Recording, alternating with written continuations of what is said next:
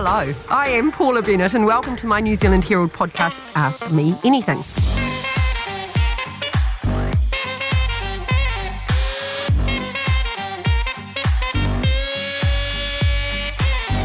Now, one thing I've learnt in life is it's never too late to learn something new.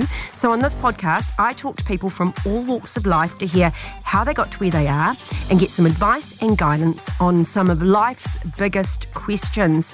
Today on the podcast, we are going rural. Rural, I like to say.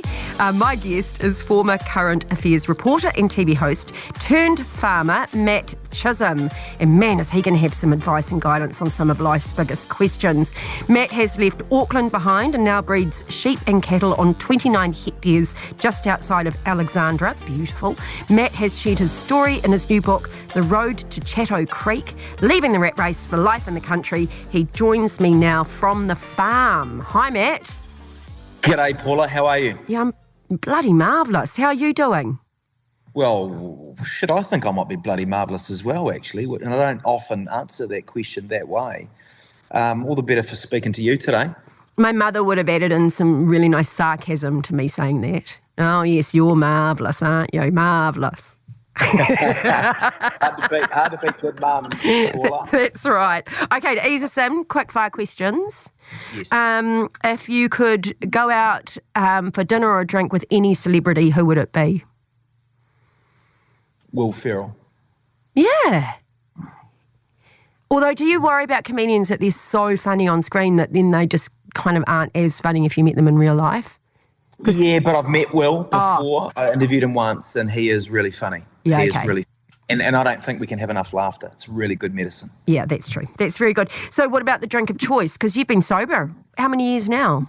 13 and a half years sober. Wow. So what would your drink of choice be then? Well, it'd be a kid's drink of some description. Maybe just black Coke. Do you do the zero beers? Oh, yeah, I do the zero beers, and I used to always drink the same one, and I've recently discovered it's rat shit. So there's a few crafty ones out nowadays, which are quite nice. Yeah, it's good, eh? It's really good. Real good. You know, times have changed, haven't they? Have you got a favourite bar or pub or restaurant anywhere in the world? Well, just 2K away from me, I can almost see it, is the Chatto Creek Hotel. It's historic. It's 100 and something years old. It's got the old schist walls, and it's just a really cool little community hub. There's about 35 people live where we are, Chatto Creek, and would be lost without that pub, even though I'm a teetotaler. Yeah.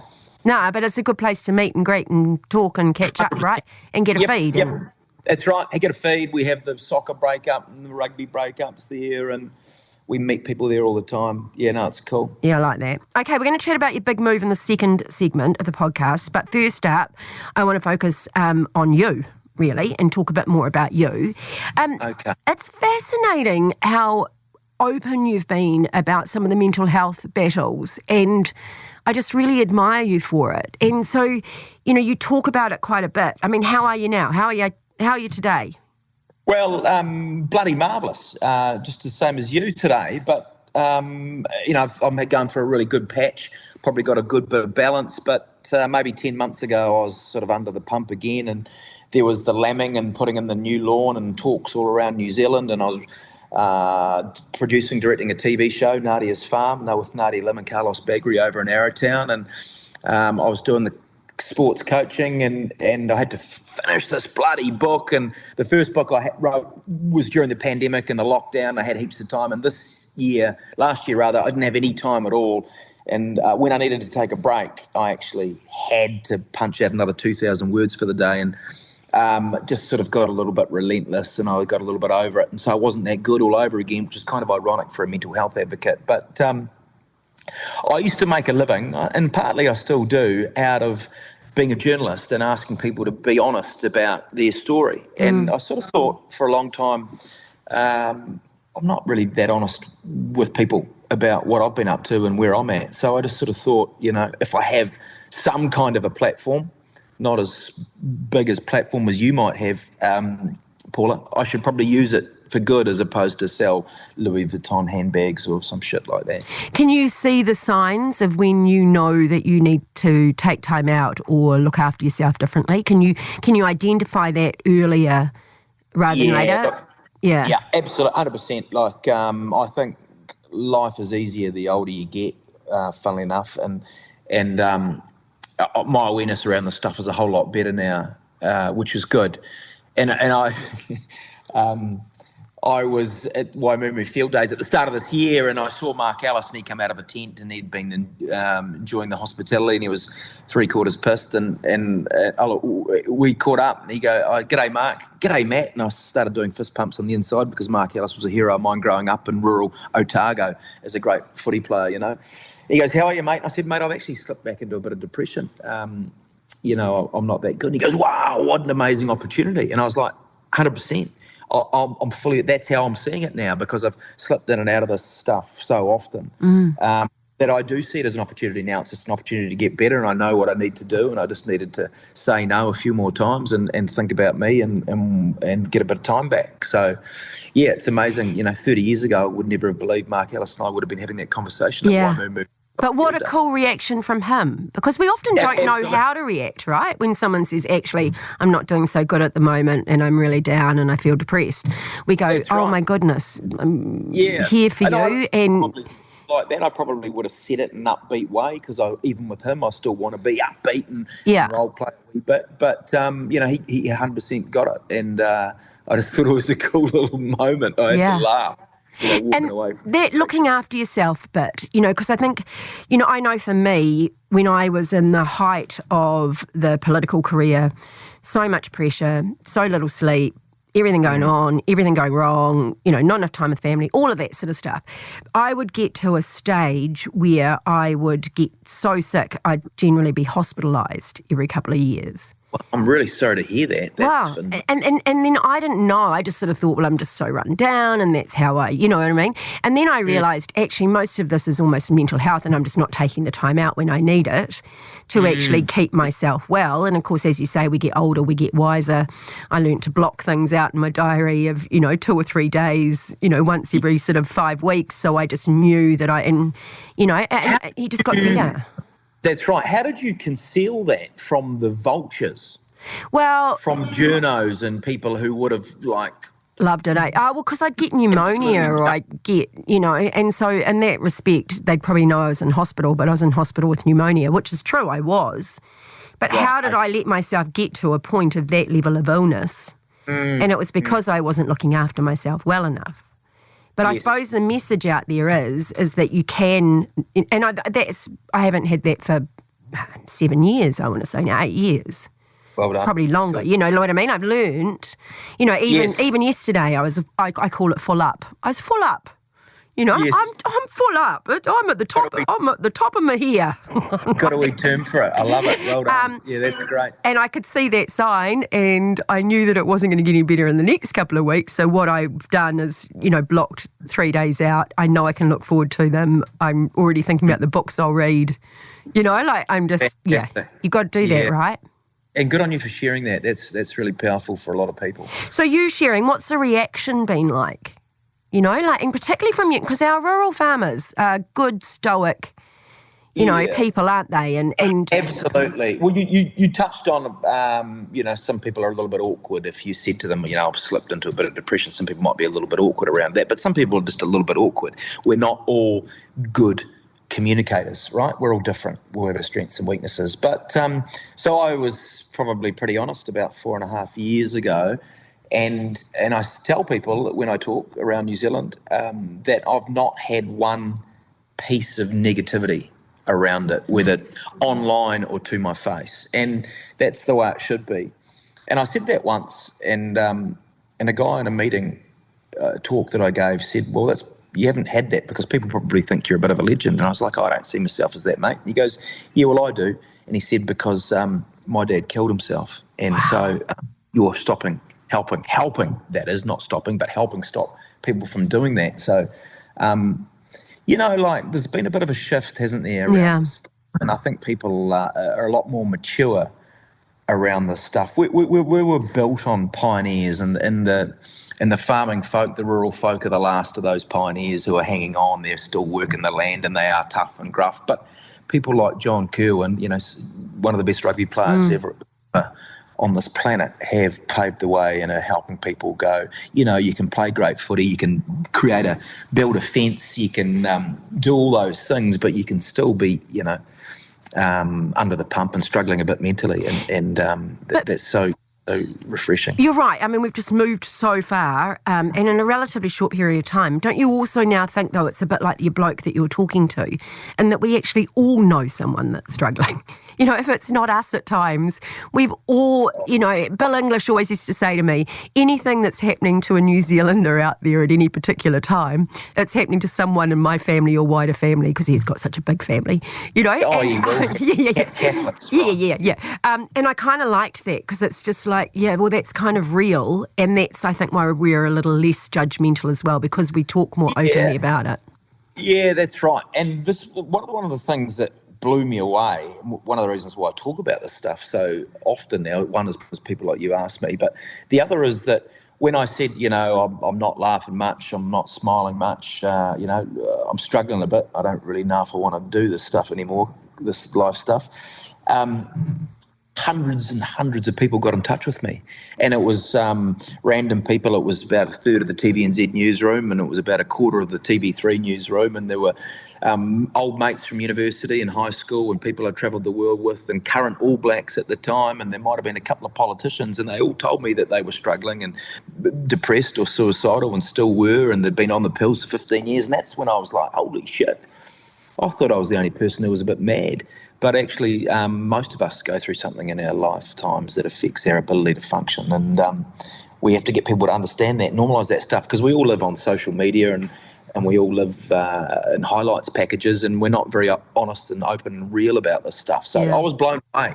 And now, off the back of this pandemic, I've become a bit of a magnet for people who are doing it tough, which is both good and bad. But so many people. I sometimes say when I was on the telly, I used to get sent pics of scantily clad women from time to time. Now it's of men struggling with their mental health, and I don't know what's better, to be honest. And their gumboots and their overalls. Yeah. I do know. Holding a lamb under the arm, and yes. Exactly. How are Alan and the kids? All good? They're amazing. Yeah, they're amazing. I'm away about, I don't know, a third of my time from this little farm here. Yeah. That I'm out over at the moment. And the kids are phenomenal. They've had another season of rugby and the football, the soccer. Saturday and Sunday they play the sport. They're going well at school. And she actually she does the running for her mental fitness. And she's also just joined the local operatic society. She's got a few different roles in the Hunchback for Notre Dame. So from about the 8 o'clock through to about 10:30 at night, all I can hear from my bedroom is, this sort of fantastic singing and stuff. So I've got to just go out in the dark on my farm and find my happiness. Well, because I can't go to bed and listen to that stuff. No, that's probably a bit too much. Hey, on family, how's Nick? Your brother? Nick, my brother. I don't want to call it a rabbit hole, but I just started reading about Nick, and then I went and looked, and then I just became obsessed with him and the kids. You just learnt about him. Yeah.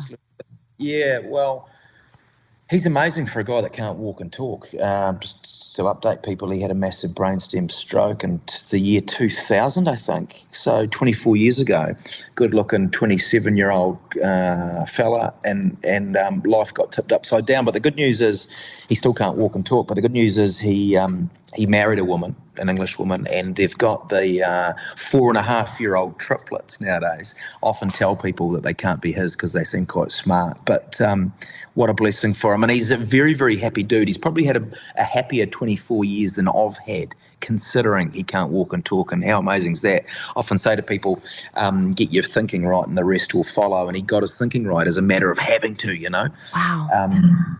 And are they close to you now? They live in Dunedin, so they're about 2 hours away. And we probably don't see enough of them as we should, actually, but because, we're all in the trenches with kids and stuff. And has Alan got family close as well? Yes, Alan's parents live over that fence. We could almost walk to their house from here, and they're great grandparents, and they babysit, if that's the right term, a lot, and we catch up for coffees and all the time, and they're great people, and we're very lucky to have them close. You mentioned producing Nadia's Farm. Do you miss the TV work yourself? Do you miss being in front of the camera? I don't miss being in front of the camera because I never ever really thought it was there unless I was doing live stuff. But I really miss the interviewing, actually, because, I don't think I'm a great writer or anything like that. I never really read much, but I could communicate well. And I really missed the interviewing. Last week in a dinky little hall in Waipukurau, hope I pronounced that correctly, Central Hawke's Bay, I interviewed Brodie Retallick, who played 109 tests for the All Blacks. And he was a lad who was similar sort of upbringing to me, but he was really good at footy and I was just okay. And we just had this rural audience of about 200 just laughing from start to finish. And I thought, I come off the stage and I thought I need to be doing more of this because actually it's hard for me to say and it's hard for me to tell you because you'll be recording this conversation, which is something I said the other day. I'm actually quite good at it. Like, you're very good at it and I'm quite good at it too. And it's a shame that I don't do as much of that as I used to do. And it's a buzz, right? Knowing that people have enjoyed it and that you've got to know someone and, you've actually entertained, if you like, people for a period of time. Absolutely. And you get the little adrenaline buzz and it's, Yeah, you really do. You come away thinking, shit, I did a good job of that. And I was never the smartest guy in the newsroom. I was never the most well-read or the most the most beautiful writer. But shit, I could get good content from people. And I can still do that. And it's a shame I don't do more of it, as I said. But I came to think, far out, I'm good at that side of it. And that's what I really enjoyed. Life's not over yet. You just never know what door. You never know what door will open next week, do you? I might have burnt it because I've written these books and I was probably pretty honest about what went down in the newsroom. So I might have burnt all my bridges and probably not a great time to get into television, Paula. It doesn't have to be television. That's the point. Oh, very good point. Yeah. Okay, we've already done some because I couldn't help but getting some advice from you on the mental health stuff and that anyway. But we're going to take a wee break. Then we're going to get some advice and we're going to chat about moving from the Big Smoke to Chatto Creek. Back with you shortly.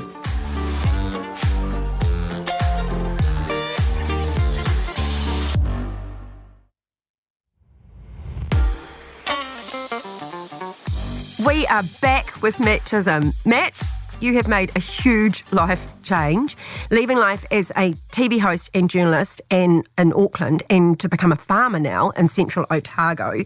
Was it a scary decision to make? Because it feels it.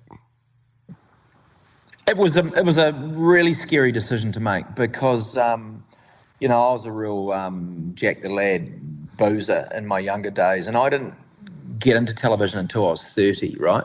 And I'd mucked about. My older brother had this accident on the footy field and I went and cared for him and looked after him and helped him want to live his life for a while. And so I put off my career until I was 30, if you like. And so I was in the Television New Zealand newsroom and did the reality TV for about 12 years before I sort of thought, shit, this isn't bringing me happiness. But my point I want to make is that was the only thing that arguably society might have thought I was successful at in terms of work, right? I'd achieved in my work. And saying goodbye to that and then going, shit, what am I? Who am I? If I'm not a journalist and a reality TV host, who the hell am I? 30 hectares we have here, 29 point something. And that's not an economic farm. You probably need 700, even 700 hectare farms aren't economic at the moment in this country. So I was essentially putting my hobby or my lifestyle ahead of my career. And we're not supposed to do that at the age of 40 something.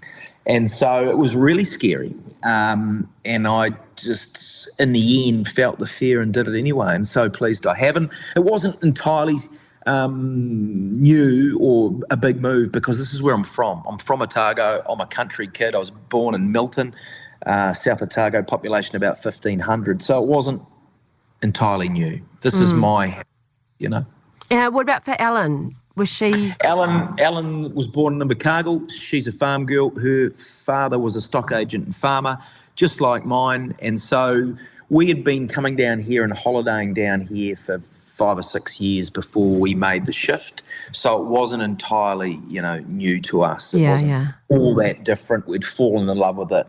And every time we'd get on the plane and fly out of Queenstown back to Auckland, it got harder and harder. And in the end, I thought, I don't want to go back, no disrespect. This is where I feel like I need to be, here in Heartland Central Otago. Yeah. So how do you prepare yourself for a change like that? I mean, because every day I think about moving out of Auckland. This morning it was the guy, behind me, and I obviously didn't move quite, fast enough. So he didn't just give me a little beep. He leant on the horn for, and I couldn't fit in the gap ahead. And, I was just like, God, people are getting stabbed for a bit of road rage at the moment, calm down, bro. I don't miss that. How did I prepare for it? Well, we bought a block of land. We bought a block of land in 2015, about 5 years before we came down here. And then about 3 years later, we bought the block of land beside it. I think Ellen might have, she's good on the preparing. She's much better at the preparing than I am. So she might have booked the kids into daycare for a couple of days. And, I think we organised a rental, and I didn't do too much around talking to people about work. There was a lot of winging it. But we had a plan. This has always been my dream, to live on 50 acres. We've got 72 at the moment. We'll probably end up with about 50. But I don't know if I did that much preparing. I angst over the decision, but preparation. How are the locals taken the big city TV guy, wandering in and, emotionally attached to his animals for crying out loud? That's a great question, how the locals. Well, I knew a few of them. As I said, we'd been holidaying down here, and I'd played footy with them and went to school and university with some of them, and so I was quite connected to them. But one of the nicest comments I ever get is, I'm a boots and all sort of a guy. I'm all in. So, I go to the show and I take my sheep to the show, and I'm on the microphone, and I coach the kids rugby and I coach the kids soccer, and I talk at the fundraisers and MC those. So, I like to give a lot to my community, and that's one of the reasons why we came here, is for that community and that connection. But one of the nicest things people say to me is actually, outside of all that TV shit, you're actually a good bugger. And so I love that. One of the things I didn't want to do when I came down here is overplay my hand and be that flash Harry Auckland wanker from the telly who come down here and tried to own the show. So I pick my moments when I talk, and I've got to be careful that I'm one of them and not. Do you take advice? Because, it's a lot, caring for animals. What I do is I just do what I want to do anyway, and it's not normally based on economics. It's usually based on aesthetics and what I like the look of, in terms of breeds and things like that. But, there's plenty of people who want to give me advice, and I appreciate it. But and sometimes I follow it, but most of the time I just do what I want to do. Hey, I worry about the rural-urban divide. And I think, I've been worried about it for decades, to be really honest with you, at the back of my mind. Because, my family are farmers, and then I moved to Auckland, and I just think there's such a disconnect in understanding what happens on the land, and understanding that we can't live our lifestyle. If we do want to have the wanker Auckland life, we can't have that without, our country being productive, without, I sort of say it lightly, but I don't mean it lightly, Matt, but I just go, thank you for the milk for my latte, thank you for the leather for my shoes, thank you for the steak that I'll eat tonight, because actually I wouldn't have any of those things if it wasn't for, our farmers and our farming communities. Yeah, I'm so glad you brought this up, actually, because there probably is a bit of a divide. And I think a lot of people in the cities and towns across New Zealand think farmers are landed elite, but they're actually not, most of them. They're indebted up to their eyeballs, and they could take the money that they do have, the equity they do have in their farms, and put that money into something entirely different and make a whole lot more money with that equity they do have in their farms. And a lot of them might not have very much at the moment. Farming is a particularly tough gig. It is heartbreaking, and these guys, they don't have to do it. They don't have to do it at all. If they were smart, a lot of them would get out of it and go and do something else. But they do it because they love it. They genuinely care. And actually, Kiwi farmers are bloody good at it. And that's why this, no disrespect, I don't want to get political, but the last government sort of annoyed me a little bit because they wanted to have fewer Kiwi farmers. And what that would happen is that slack, that lack of production, the food that we wouldn't produce because there were fewer of us would be going to another part of the world, which would produce that food even more inefficiently, and the world would be a worse place for it. It just didn't make sense. Maybe it was good that they felt better about themselves when they went to sleep at night. But actually, if anything, New Zealand should be doing more farming as opposed to less, in my eyes, because we do it really efficiently. We're very, very good at it.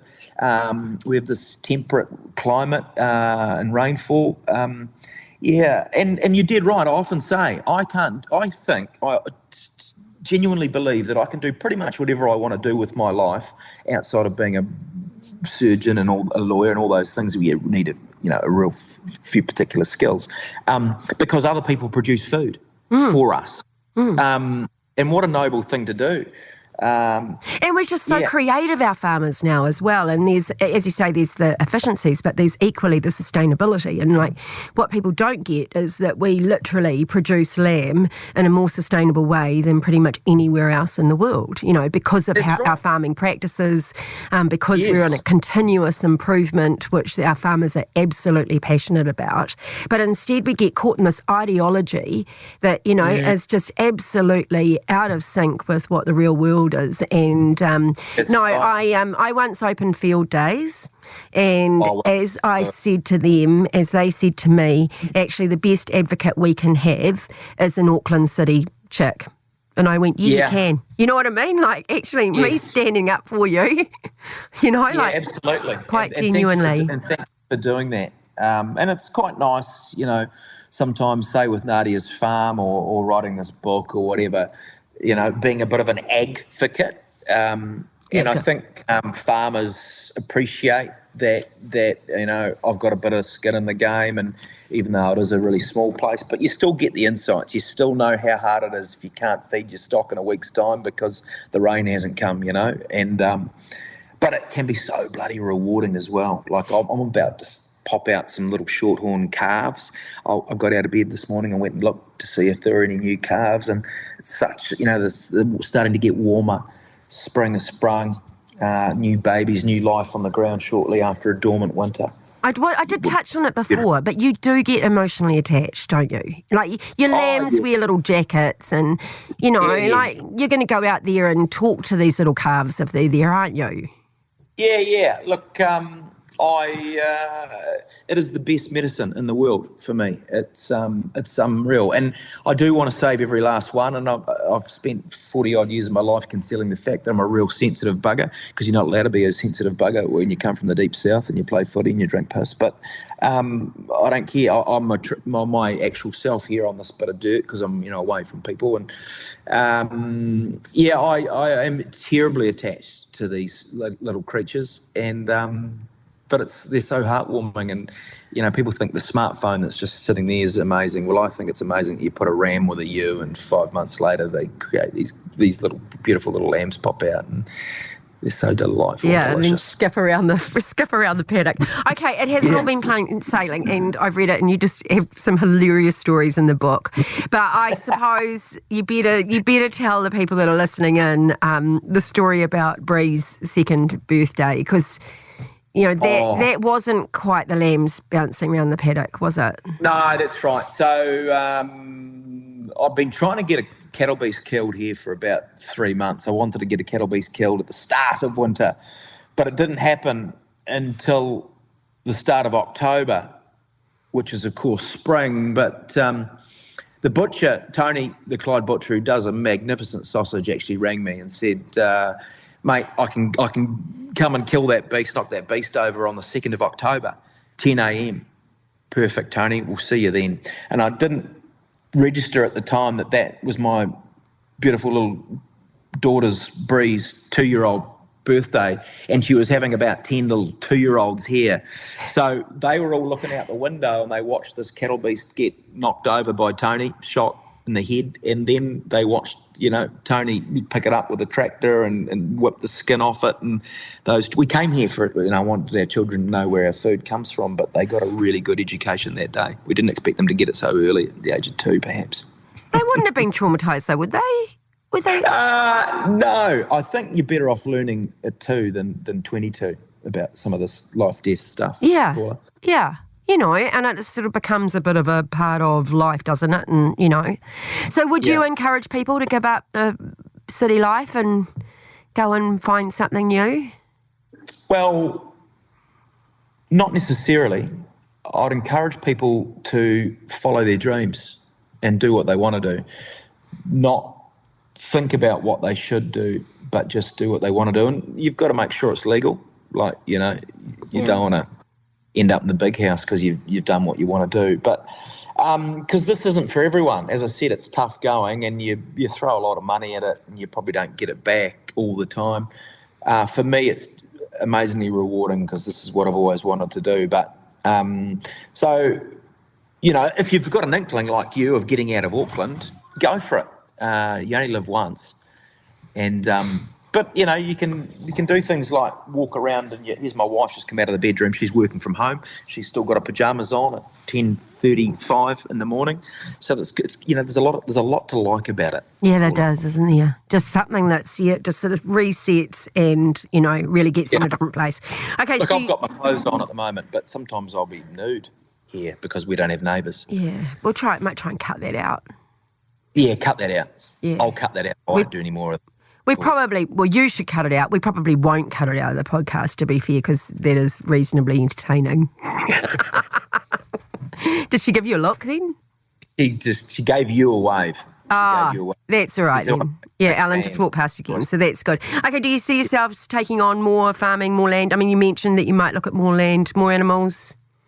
You gonna grow? Yeah, as this place becomes a little bit more productive, as we regrass and do those sorts of things, and I get better at it, maybe I have more time, we might take on more animals. Will we take on more land? I don't know. I've got to make the decision. I don't think I am a farmer, first and foremost. It's not how I'm going to make my money, probably. But, so I don't know.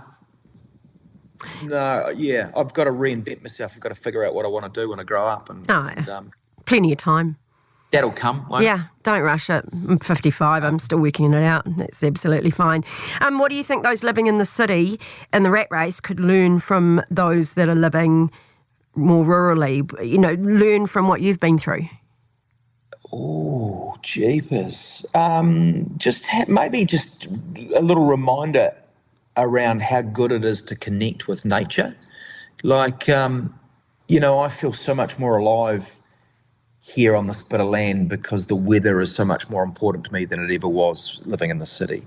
And just reminding ourselves that we're part of this ecosystem, and it's beautiful to be a part of it. And I'm sounding a bit cheesy now, but it's just good to get out of the rat race and just take a bit of time and slow down and appreciate what we have. And you are in probably the most beautiful place in the country, to be fair. Yeah. Look, we are pretty lucky. But I was just thinking, we're an hour away from Queenstown, but this place was probably worth, 500% more if it was there. But you don't have to, it's beautiful, but it's still kind of cheap, if that makes sense. So if you think, you can do it. Can't afford it. You can afford it, probably. You really can. We've got 72 acres and it cost us $350,000 for 72 acres. Wow. Yeah. Okay, I hear you. Stunning. I hear you. Okay, to end this advice segment, I would like to know what was the best advice that you've ever been given. Okay. It is go confidently in the direction of your dreams and live the life you always imagined. Wow. Live confident. What? Go confident. Go confident. In the direction of your dreams, then live the life you always imagined. Okay. I'm just going to let that sit because it's bloody good advice. But I need to percolate on that. Hey. It's not something you just... Yeah, I'm just going to have a good think about that one because I really like it. Okay, the podcast... You get it, don't you? You get it. Yeah, totally. Yeah, good. Yeah. You would have done that. You would have had to have done that. Oh, yeah, numerous times. Know what I want, have lots of self-doubts, put the big girl knickers on anyway and just go for it. Yeah, fantastic.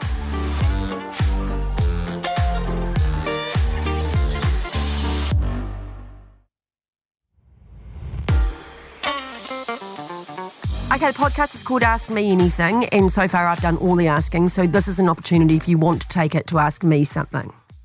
Oh, shit. I haven't thought about this. Oh, good. But I wonder, have you ever been with a woman? Oh, that's a big question, isn't it? Well, I'm 55. There's not many things I haven't done in life, to be honest. And I was single for a very long time. So one would probably say that I've had quite a lot of fun in life. Shall we put it that way? Outstanding. Just legal, that's all. Or as you say, just make sure it's legal. That's right. And not going to hurt anyone else. That's right. And it's a bit like your mental health thing now. It's kind of boring, isn't it? Sleeping with a woman. Well, yeah, sleeping with anyone these days. I mean, no, it's like... But imagine 20 years ago, it would have been a scandal. Yeah. We're all too tired to sleep with anyone now. Yeah, there's so that. We're all working so hard to bloody survive in this cost of living crisis. Crikey. No one's got the time to sleep with someone. Well, there you go. Okay, I'm going to close this out because who knows where it's going. Matt, thanks so much for chatting today. I wish you all the best for farming life with your family, with everything. Matt Chisholm's book, The Road to Shadow Creek, is in stores now. I highly recommend it. I loved it. And that's it for another episode of Ask Me Anything. If you have enjoyed this episode, please follow Ask Me Anything on iHeartRadio or wherever you get your podcasts. Make sure you check out some of our past fabulous guests while you are there. I'll be back next Sunday with another guest. I'm Paula Bennett. Ask Me Anything. Goodbye.